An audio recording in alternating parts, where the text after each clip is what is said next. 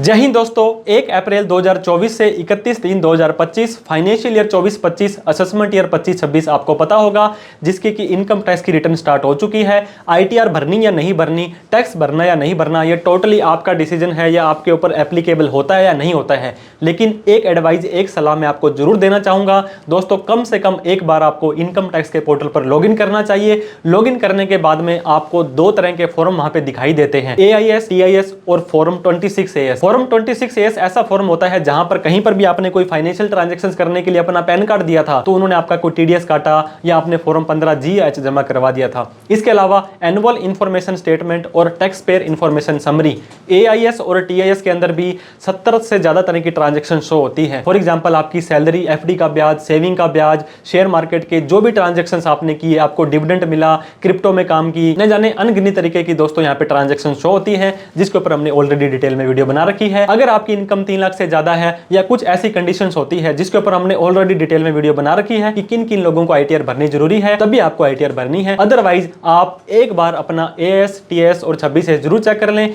कैसे चेक करना है, मात्र 2 से 4 मिनट के अंदर आपको इनकम टैक्स के पोर्टल पर लेके जाते हैं और practically live step by step भर के बताने वाले हैं। अगर वहां पे कोई कंसिडरेबल या कोई बड़ा डाटा शो कर रहा है तो आप अपनी ITR भरना सुनिश्चित करें। किसी भी प्रोफेशनल से आप हेल्प लें। हमारे द्वारा आपको दोस्तों किसी भी तरह की प्रोफेशनल सर्विसेज चाहिए तो आप हमारे दिए गए नंबर पर कॉल, मैसेज, व्हाट्सएप कर सकते हैं। तो देर ना करते हुए सीधे ही आपको इनकम टैक्स के पोर्टल पर लेके जाते हैं और वहां पर AIS, TIS और फॉर्म 26X कैसे चेक करना है जान लेते हैं।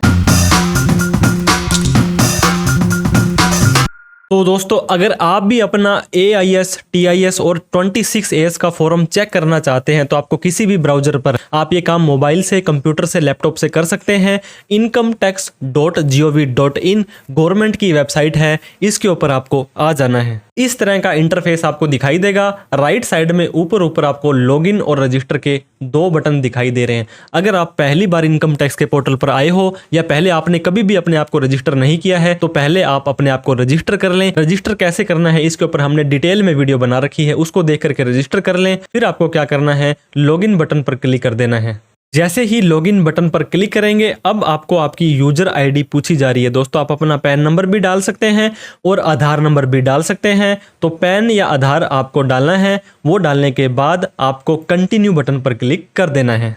जैसे ही कंटिन्यू बटन पर क्लिक करेंगे अब दोस्तों इस चेकबॉक्स पे आपको कंफर्म करना है। अब यहाँ पे आपको अपना पासवर्ड डाल देना है। पासवर्ड याद नहीं है तो सिंपली फॉरगेट पासवर्ड पर आपको क्लिक करना है। यहाँ पर आप अपना पैन नंबर डाल करके आधार OTP जनरेट करके आप अपना नया पासवर्ड बना सकते हैं। तो हमने हमारा यहाँ पे पासवर्ड डाला और कंटिन्यू बटन पर हमने यहाँ पे क्लिक कर दिया है तो हमारा इनकम टैक्स का पोर्टल खुल जाने वाला है। इनकम टैक्स का पोर्टल दोस्तों आपको इस तरह का दिखाई देगा। तो आपको 2 काम करने हैं, मैंने आपको बताया था।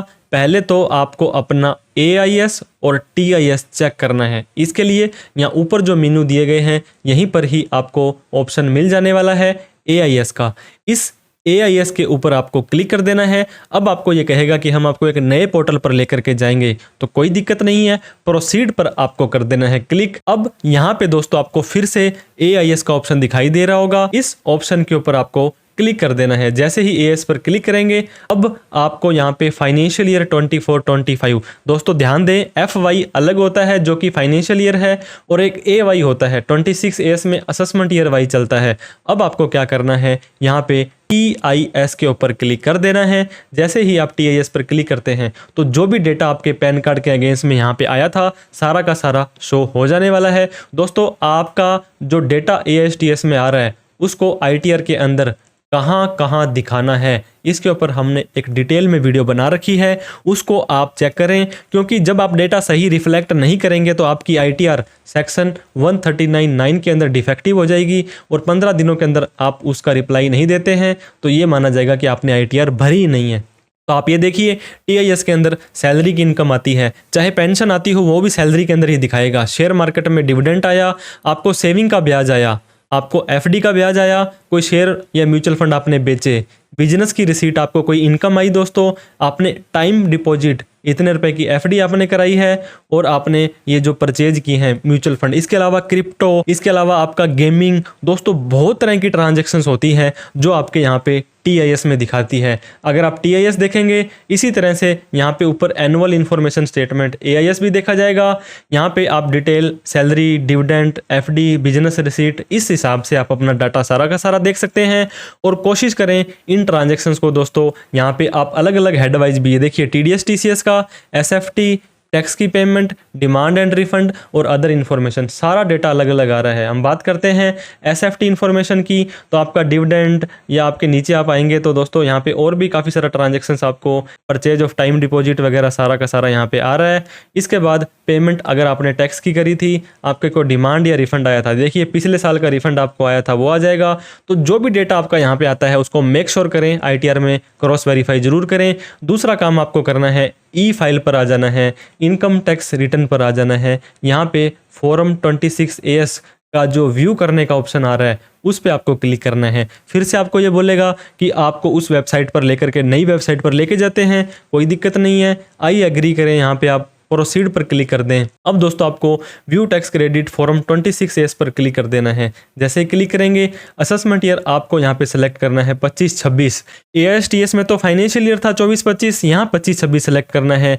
HTML करके टू डाउनलोड पर आपको क्लिक कर देना है। अब यहाँ पर दोस्तों आपका TDS किसी ने काटा तो पार्ट 1 में आ जाएगा, फॉर्म 15G या 15H दिया था पार्ट 2 में आ जाएगा, किसी ने आपका TCS कलेक्ट किया वो नीचे आ जाएगा। अब ये देखिए दोस्तों यहाँ पे आपका नेम वगैरह आ रहा है, यहाँ पे जिसने आपका TDS काटा उसका 10 नंबर आ रहा है, कितनी इनकम आपने उसने आपको दी है, कितना आपका टैक्स काटा है। देखिए दोस्तों यहाँ पे 0 भी आ रहा है, इन्होंने टैक्स नहीं काटा तो हो सकता है आपकी इनकम उस लिमिट से कम हो। जैसे ही प्लस के निशान पर क्लिक करेंगे, अब दोस्तों आपको अपना सेक्शन कन्फर्म करना है। 194JB ये आपकी प्रोफेशनल इनकम है तो उसके हिसाब से आपको दिखाना है। इसके अलावा बात करें 194, ये देखिए दोस्तों ये आपका डिविडेंड की इनकम है। तो जो जो चीज़ें आपको लगती है कि जहाँ जहाँ आनी चाहिए, अगर आप किसी बैंक को आप यहाँ पे उठाएंगे कि हमारे इस बैंक के अंदर जो भी ट्रांजैक्शंस हुई थी तो 194A अगर आ रहा है तो इसका मतलब है कि आपकी बैंक में FD थी। तो दोस्तों मैंने आपको बताया, ऑलरेडी हमने एक डिटेल में वीडियो बना रखी है कि आप AISTS और 26AS का डाटा कहाँ कहाँ डालेंगे,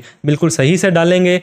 ITR का फॉर्म बिल्कुल सही से देखेंगे, सही से सेलेक्ट करेंगे और किसी टैक्स प्रोफेशनल की हेल्प ले लेंगे तो बहुत ही बढ़िया हो जाने वाला है। किसी भी तरह की प्रोफेशनल हेल्प आपको चाहिए हो तो दिए गए नंबर पर कॉल, मैसेज, व्हाट्सअप करें। वीडियो अच्छी लगी हो तो लाइक करें। कोई भी डाउट, क्वेरी, क्वेश्चन हो तो कमेंट करके आप हमसे पूछ सकते हैं। इस तरह से आप अपना AIS, TIS और 26AS चेक कर लें। अगर आपकी इनकम 3 लाख से ज़्यादा है तो ITR भरना सुनिश्चित करें, नहीं तो इनकम टैक्स डिपार्टमेंट वाले इन फ्यूचर में आपको नोटिस भेज के परेशान कर सकते हैं। तो वीडियो देखने के लिए बहुत बहुत धन्यवाद। Thank you so much. जय हिंद, जय भारत।